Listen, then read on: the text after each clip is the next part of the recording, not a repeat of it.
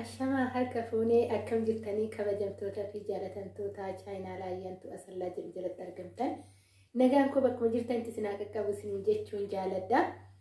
Egaa ka eengaduma dhiyoo tanaa miidiyaa irratti wantoonni waa'ee mucaa yuunivarsiitii Finfinnee irraa eebbifamee bahee olii gadi haati isaatii fi inni deemaa turanii. Anis qabadheetu waa'ee isaa irraa dubbadhee tan ture ijoolleen baay'een koomentii danuu barreessitanii jirtanii.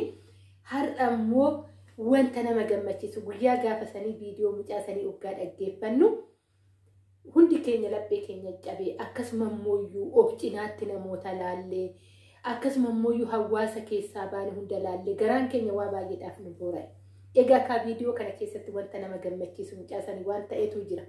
Video kana subscribe godhuu hin dagatinaa warri haarawaa taatan warroonni immoo haga har'a adresii maatii koo taatanii hordofaa jirtan guddaa isaa galatooma like share godhuu hin dagatinaa yaada keessa saanduqa koomentii jalatti barreessaa isin jechuun jaaladha.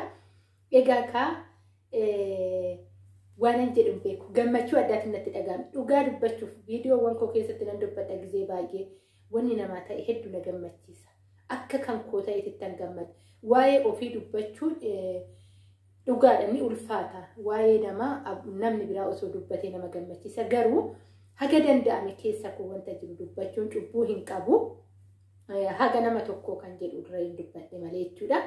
Waa'ee mucaa kanaa dhugaa dubbachuuf hedduu tokkoon gammade hedduu natti tole waan nama gammachiisu miidiyaa kanarratti guyyaa 3 erga deeme warroonni hangoo qabeeyyiin warroonni beekamtii qaban mucaa fi haadha isaa wajjin biirootti waamanii mucaadha akka hojii uumaniif hojii akkasuma haadhaaf mucaa qofa osoo hin ta'in haadhaafillee hojii uumanii fi hedduu nama gammachiisa.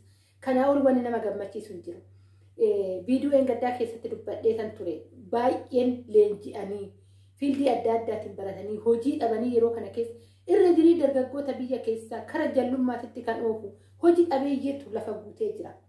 Mucaan kun garuu guyyaa engaddaa eebbifamee guyyoota 3 keessatti haati isaatillee yeroo tokko dhugaa yoo rabbi si gargaare bar odoo baay'een dhama'in ilmi keetu odoo baay'een dhama'in guyyaa muraasa akka abjuu walitti wanni argitu baay'ee nama dinqisiisa dhugaa dubbachuu fi ani baay'een dinqisiifadhellee bakka waan addaa natti ta'e bakki isaan itti waamaman haga amma adresii bakka 2tti argeetoo jira. Itti gaafatamtuu magaalaa Finfinnee kantiibaa biratti illee affeeramanii jiranii egaa kan miidiyaa adda addaa irratti deemaa jira hundi keessanuu arguu dandeessanii qulfii akka qulfiin manaa kennameefidha kan argine jechuudha. Tarii hundi keessanuu argitanii jirtan ilma keessa'u biyya keenya keessatti hiyyummaa caalu manaadha. Haati isaa harki kuni jedhee ana guddisuuf ciccite jedhee mucaan ishee har'a immoo guyyaa muraasa keessatti harki haadhaa sun fayyee jira. Harka quraan cabsitee ilma ishii barsiiste san har'a qulfii manaa harka isheetti galfattee jirti. Nama gammachiisa. Haati hiyyeessaa yoggaa gammaddu caalaa kan nama gammachiisu tokkollee hin jiru. Kana kan jibbu yoo seexana ta'een alatti ilma namaa ta'ee akka nama sammuu qabutti yaadu ta'ee namni kan hin gammanne tokkollee hin jira jedheetillee yaadu dhugaa dubbachuuf hedduun gammade. Inni lammataa akkasuma isaa itti gaafatamummaa dandeettii fi marabaa maal jedhama afaan Amaariffaatiin afaan Oromootiin maal jedhama warri afaan Oromootiin hin beektan na barreessaa koomentii jalatti ijaan hin beekne fi afaan Oromootiin wanta itti hiikamu jechuudha. Waamanii egaa ka hojii idilee isaafis hojii idilee haadhaafis hojii idilee kennaniif inni guddaan nama gammachiisu karaa mucaatitti waggaa deebiin haamlee mucaan kun gana daa'imaadha. Dargaggeessa gana wanta baay'ee dhuguma dhalootaaf ta'uudha. Haamleen isaatu nan beeka dhaloonni baay'een akka haamlee isaa kanaan akka jijjiiraman nan beeka. Mucaan kun carra qabeessadha. Sammuu isaa kana keessatti haadha isaatitti odoo saalfatee asitti baasee guyyoota muraasa keessatti haadhaafis hojii barsiisee ofiifis abbaa hojii ta'e bakka adda addaa keessatti akka bootan kennamuufidha mucaa kana kan wanni bootaa hoggaan jedhu mana osoo hin ta'in iddoon hojii dhalootaaf taa'ijaa ta'eef namoota dargaggoota ta'a waan ta'eef bakka adda addaa keessatti akka hojjetu mucaa kanaaf kan carraan kennamaa fi jiru ganaadha itti fufata mucaa kana warroonni abbaan qabeenyaa dhuunfaa ganaa isa miidiyaa irratti namoota muraasa kan isa affeeraa jiru ganaa affeerama mucaan kun jechuudha ganaa miidiyoota adda addaati irratti hoobamu mucaan kun ganaa hiyyeeyyotu jedheetu jira inni dubbii isaa keessatti dubbateera waan nama gammachiisu haadholee jedhee ganaan haadholee haadha koobichaa osoo hin ta'in haadholee hiyyeessa irratti hojjedha yookaan imimmaan isaanii tan xaraga jedhee dubbateera intarbii tokko irratti hoggaa dhageessanii jirtan ta'e intarbii san maqaa isaatiillee nan dagadhe miidiyicha isa gubbaa irratti ganaa haadha isaa qofa osoo hin ta'in hojiin isaa ammaachi imimmaan haadholee akka xaraguudha. Kan mucaan kun dubbate akkuma afaan isaa saadhaa ta'e hedduun itti gammade dhugaa dubbachuuf gizee tokko wanti gaariin afaan keenya keessaa bahu yeroo baay'ee bar bu'aa ce'ii danuu kan nutti oofu waan xiqqootti kan akka nu milkeessu guyyoota muraasa keessatti yookaan waggoota muraasa keessatti akka milkoonu kan nu godhu yeroo tokko yaada sammuu keenya fi madda gaarii afaan keenya keessaa maddisiisuu danda'eeta fudhadha dhugaan isin jedha. Firee ijawwan afaan ofiitiin dubbatan akka nyaatanidha mucaa kana keessatti kanan arge. Hedduun itti gammade dhugaa dubbachuuf ani hin beeku. Maal akkan jedhullee hin beeku gammachuun koo daangaa hin qabu baay'een gammadeef. Sababbiin isaa miidiyaa sanarratti suuraa qofa osoo hin ta'in miidiyaa sanarratti harka haadhaa hunda mul'ise harka haadhaa akkatti qabee harki ciccite kuni ana barsiisutti ana guddisuutti jedhee akkasuma immoo ofiifillee maal bitinaan jedhanii birriif shilingii natti kennanii jedhee wanta ta'e wayii suuqidhaa biti jedhanii birriif shilingii natti kennanii tanan ani garuu suuqii sanitti goree laalee nan bita'ee tanan waa sammuu koo keessatti dhufe innillee shankoora hookaan hagadaa bitee gurguruudha.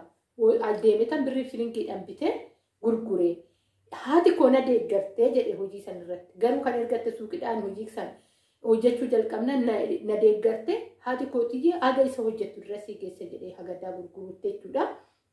Mucaan kun guyyaa muraasa keessatti mucaan kun haadha Itoophiyaatiif osoo hin ta'in addunyaa irratti kan mul'ate namoonni baay'een akkuma tanaan dura dubbadhe miidiyoota adda addaati irratti suuraa isaa kukkutatanii viidiyoo irratti hojjechuudhaan akkasuma bakka sooshaal miidiyaa irra baay'ee olii gaddee mara addunyaanu hagam akka dinqisiifattuudha kan hiyyeessi edaa ilmoo ofii barsiifachuu ni danda'ama kan jedhu namoota baay'ee keessa dhiisee addunyaa keessattuu wanta baay'ee sammuu isaanii keessatti hojjete mucaan kun yeroo tokko seenaa dalaguudha fedaa umurii nama gaafatu daa'umuma keetiin yoo rabbi nama milkiisi godhe nama seenaa dalagu si godha edaa dhugaa dubbachuu fi mucaan kun dargaggoota keessatti wanti inni uumu garuu waan addaa ta'e itti fudhadha.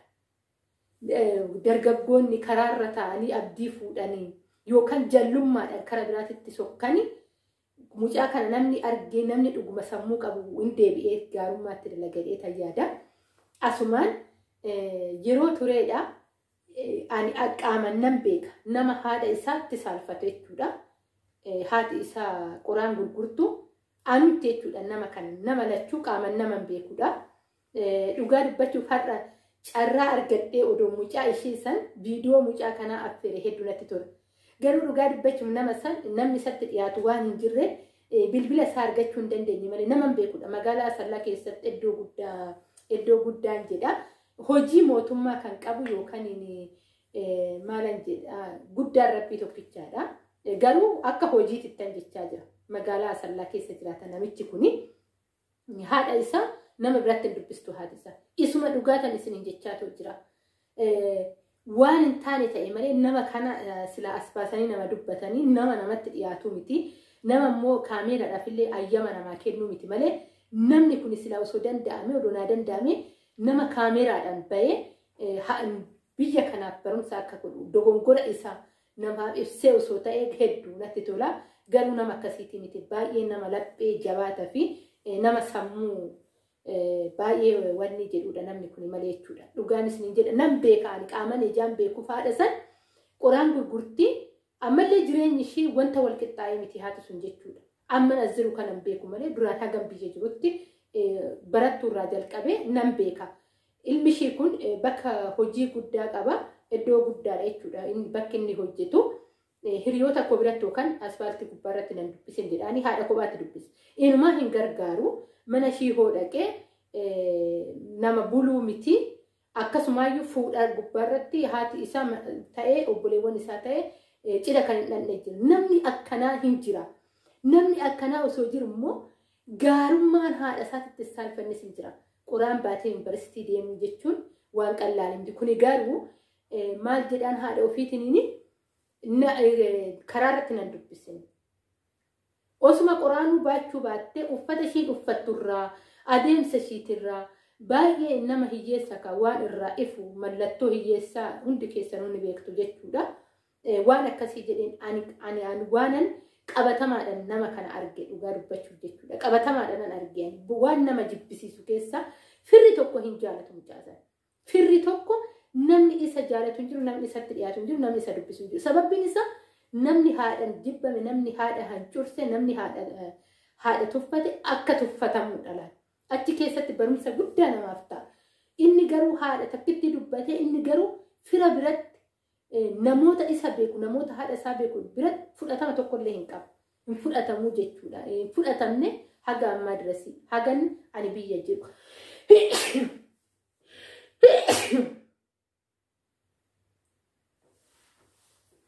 Egaa kana waa'ee mucaa kanaatti irratti kaasitan seenaa kana kaasuu danda'e.